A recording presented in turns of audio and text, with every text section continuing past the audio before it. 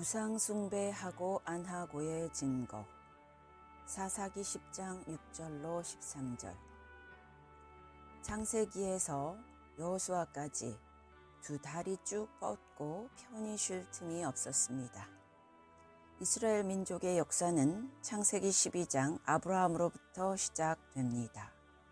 그가 갈대아 우르를 떠나서 가나안으로 이민을 오게 되는데 거기서 나그네로서 이삭, 야곱 때까지 장막을 쳤다가 접었다를 반복하면서 정착하지 못하고 떠돌았습니다. 그게 창세기 역사입니다. 정착하지 못하고 이리저리 떠도는 족장시대에 편히 쉴 여유가 없었습니다. 그러던 중 요셉의 연고로 이스라엘은 애굽으로 또 옮겨갑니다. 거기서 400년을 지내게 되는데 나중에는 거기서 큰 학대를 당하게 됩니다. 그러다가 겨우 모세의 인도로 대탈출하게 됩니다. 그게 출애굽기 역사입니다. 여전히 두 다리 쭉 뻗고 편히 쉴 만한 삶의 여유가 없었습니다. 이어지는 레위기, 민수기, 신명기는 출애굽 이후 광야 방랑 40년 역사입니다. 여전히 두 다리 쭉 뻗고 편히 쉴 만한 여유가 아직까지 여건이 마련되지 않았습니다. 광야라는 환경은 하루라도 은혜가 공급되지 않으면 전원 몰살이었습니다. 그러니까 두 다리 쭉 뻗거나 긴장을 늦출 만한 마음의 여유가 전혀 없었을 것입니다. 이어지는 여호수아서는 광야 방랑 40년을 끝내고 가나안 정복 전쟁 과정을 담은 역사입니다. 가나안의 30일 성읍을 차례로 정복해 나가는 전쟁을 치르면서 자고 나서 눈만 뜨면 정복 전쟁을 수행해 나가는 과정에서 편히 쉴 여유가 없었습니다. 사사기 시대에 이르러 비로소 두 다리 쭉 뻗게 되었는데 전혀 예상치 못했던 복병이 나타났습니다. 여호수아가 정복 전쟁을 거의 다 마치고 그 다음 세대는 이스라엘이 가나안의 새 주인으로 드디어 정착을 하게 됩니다. 그동안 방랑 생활을 끝내고 남의 집 더부살이도 끝내고 가나안 땅을 지도를 그려서 12지파에게 골고루 분배를 하고 마치 신대륙의 서부를 개척하던 개척자들처럼 그들은 저 푸른 초원 위에 그림 같은 집을 짓고 행복하게 사는 꿈을 다들 꾸었을 것입니다. 지긋지긋한 방황과 방랑과 전쟁의 역사가 끝나고 이제 두 다리 쭉 뻗고 편안하게 자고 살만하게 된 것입니다. 그런데 이 시기에 이전에 없었던 새로운 형태의 대적이 나타나게 됩니다. 바로 바알 우상입니다. 이스라엘은 그 이전에는 바알과는 아무런 교제가 없었습니다. 여러 가지 이유로 바알과는 접촉할 여건도 안 되었고 혹시 접촉할 여건이 있었어도 마음의 여유가 전혀 없었을 것입니다. 성경에 바알 우상이 최초로 등장하는 곳은 광야 40년을 거의 끝내고 가나안에 들어가기 직전에 이스라엘이 모압 여인들과 행음한 일이 있었는데 성경은 그것을 바알 부올을 따라갔다고 말씀합니다. 바알 부올은 부올 지방의 바알 신이란 뜻입니다. 바알은 그 언어적 의미가 주 로드라는 뜻입니다. 보통 가나안 지역의 농경신, 풍요의 신을 의미합니다. 그런 가운데 사사기에서 비로소 바알 우상 숭배가 본격적으로 시작되는데 이것은 그 후 1000년간이나 계속되어 결국 이스라엘의 바벨론 멸망을 가져옵니다. 바알 신을 섬기기 시작하자 대적이 침입하기 시작합니다. 바로 아버지 세대인 여호수아 때까지는 이스라엘이 주변 이방 족속들의 간담을 서늘케 하였고 이스라엘은 웬만하면 다 이기던 불패의 막강 민족이었습니다.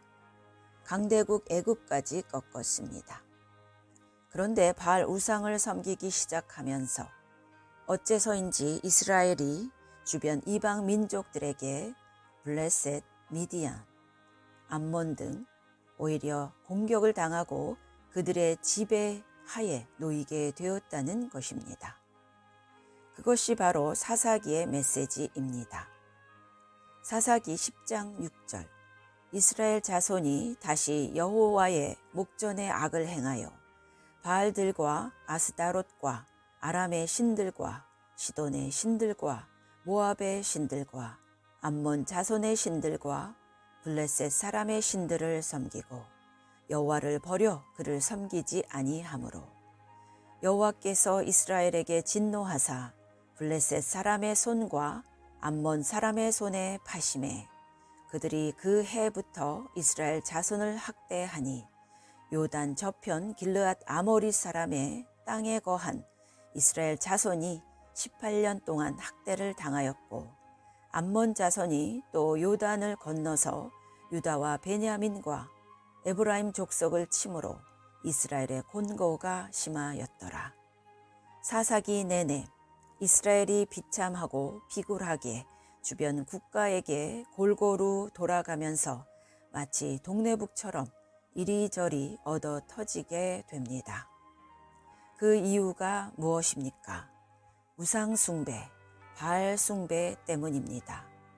그것이 가장 주된 이유입니다. 바알은 그 의미가 주라고 했습니다. 이스라엘은 입술로는 여호와를 주로 불렀지만 그 행위나 마음은 바알을 주로 부르고 쫓았습니다. 바알이 약속하는 것은 풍요와 쾌락이었습니다. 먹음직하고 보암직하고 다 좋은 것들이었습니다. 좋아 보이니까 졸졸 따라가지요. 안 좋아 보이면 안 따라갈 것입니다. 어쨌든 두 다리 쭉 뻗고 편하게 살만하게 된 때가 되자마자 바알을 섬기다가 이스라엘이 사방의 대적들에게 먹잇감이 되었다는 그 이야기입니다. 지금 우리 공동체가 이제 비로소 두 다리 쭉 뻗고 살만한 때가 되었다는데 과거에는 먹고 사는 것이 지상 목표였고 경제적 안정이 또한 큰 과제이었습니다. 이제 반만년 역사상 가장 평안하고 풍요한 시대가 되었는데 여기서 우리는 바알이라는 복병을 만나서 어쩔 줄 몰라 하고 있습니다. 성경이 가르치는 역사의 교훈은 간단합니다. 바알을 주로 섬기고 따라가면 풍요롭고 쾌락을 얻는 듯 하지만 하나님이 노하셔서 대적을 일으키사 우리 가정을 패배하게 하시고 대적의 종이 되게 하신다는 것입니다. 새롭게 주어진 2012년 한 해 우리 공동체가 바알 신을 섬기고 있는지 아닌지 딱 증거가 나타납니다. 뭘 보면요. 동서남북에서 대적이 일어나고 그 대적이 나를 쳐서 이겨서 내가 그들에게 학대를 당하게 될 때 그건 내가 바알을 섬기고 있다는 증거요. 반대로 동서남북에서 대적이 일어나 나를 대항해도 내가 그 대적을 제압하고 그들이 나를 섬기게 될 때 그건 내가 여호와를 똑바로 섬기고 있다는 증거가 됩니다. 그런데 발전을 위해서 비판적으로 전망하자면 미래가 그렇게 푸르게 보이지만은 않습니다. 왜냐하면 그 바알 신을 버리기가 그게 좀처럼 쉽지 않거든요. 과거에 위태하고 먹고 살기 어려웠을 때는 여호와만 꼭 붙들기가 쉬웠는데 이제 지금 두 다리 쭉 뻗고 편히 쉬게 되었는데 이때는 자꾸 바알 신의 약속이 내게 매력적으로 다가오는 것입니다. 나중에 사무엘 시대나 다윗 시대에는 바알이란 말이 성경에 거의 안 나옵니다. 하나님을 열심히 섬기면 바알을 물리칠 수 있다는 것입니다. 부르짖었더니, 찾아보니까 부르짖었다는 말이 사사기에 굉장히 많이 나옵니다. 사사기 10장 10절, 암몬의 공격 때 이스라엘 자손이 여호와께 부르짖어 가로되 우리가 우리 하나님을 버리고 바알 등을 섬김으로 주께 범죄하였나이다. 사사기 3장 7절, 메소보다미아 왕 구산 리사다임의 공격 때 이스라엘 자손이 여호와의 목전에 악을 행하여 자기들의 하나님 여호와를 잊어버리고 바알들과 아세라들을 섬긴지라. 이스라엘 자손이 여호와께 부르짖음에 여호와께서 이스라엘 자손들을 위하여 한 구원자를 세워. 그 외에도 사사기 3장 15절, 암몬 아말렉 공격 때 이스라엘이 부르짖어 에훗을 통해 구원받았습니다. 6장 6절로 7절, 미디안이 공격해 왔을 때 부르짖어서 구원받았습니다. 10장 12절, 시돈 아말렉 마온의 공격 때 부르짖어서 구원받았습니다. 15장 18절, 삼손이 목이 말라 부르짖었을 때 샘물이 터져서 구원받았습니다. 16장 28절, 삼손이 최후로 부르짖어 집을 무너뜨려서 블레셋 사람들을 죽였습니다. 사사기 2장 18절, 여호와께서 그들을 위하여 사사들을 세우실 때에는 그 사사와 함께 하셨고 그 사사가 사는 날 동안에는 여호와께서 그들을 대적의 손에서 구원하셨으니 이는 그들이 대적에게 압박과 괴롭게 함을 받아 슬피 부르짖음으로 여호와께서 뜻을 돌이키셨음이거늘. 복음서와 신약 성경에는 예수 믿고 복음과 함께 고난을 받으라 이렇게 나와 있는데 우리는 구약의 모세 오경을 먼저 읽어서 그런지 예수 믿고 복음과 함께 축복을 받으라 이렇게 이해하고 있습니다. 이건 유대교나 타 종교에서 공통적으로 모두 그렇게 합니다.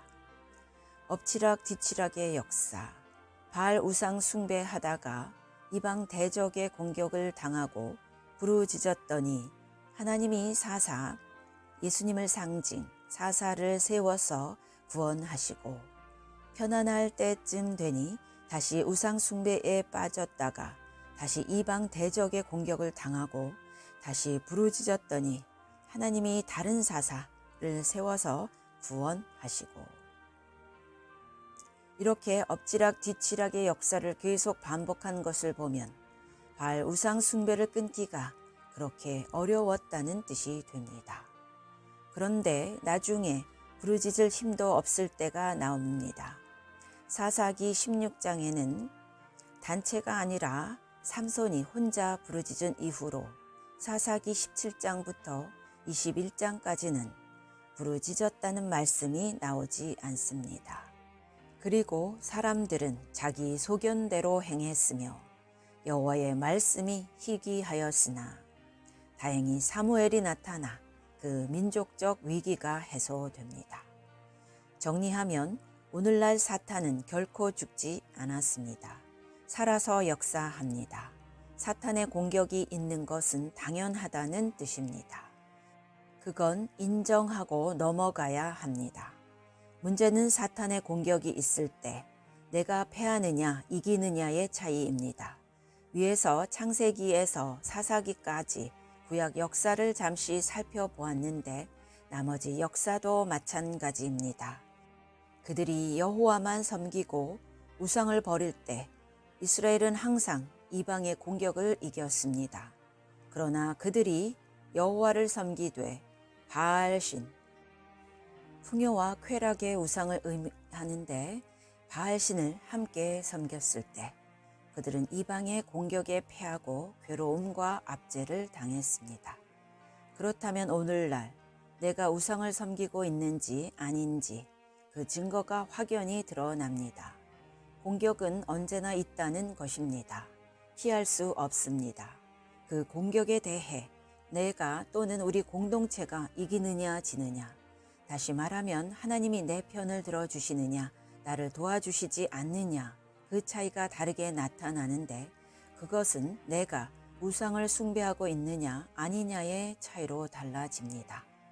만약 내가 우상을 섬기고 있다면 더 이상 패배를 당하지 않도록 내가 하나님 앞에 부르짖으며 바알 우상을 버리고 회개해야 하겠습니다.